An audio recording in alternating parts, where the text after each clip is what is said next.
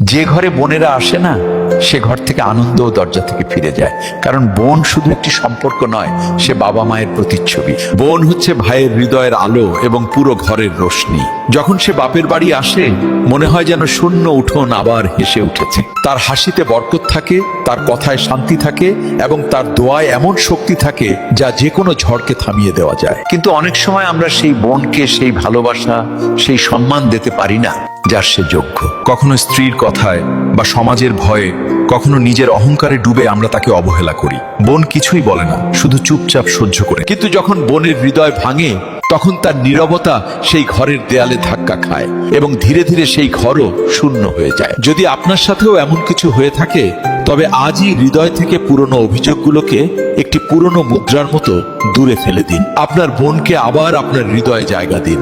তারপর দেখবেন ৩-৪ মাসেরই মধ্যেই আপনার ঘর আবার হেসে উঠবে, সমস্ত আনন্দ ফিরে আসবে এবং আপনার হৃদয়ও শান্তি পাবে। একবার চেষ্টা করেই দেখুন, বোনের ভালোবাসায় সৃষ্টিকর্তার রহমত লুকিয়ে থাকে। আর যদি এই কথাগুলো আপনার কাছে সত্যি মনে হয়, তবে এই ভিডিও শেয়ার করুন, যাতে অন্য কোনো বোনও আবারও হাসতে পারে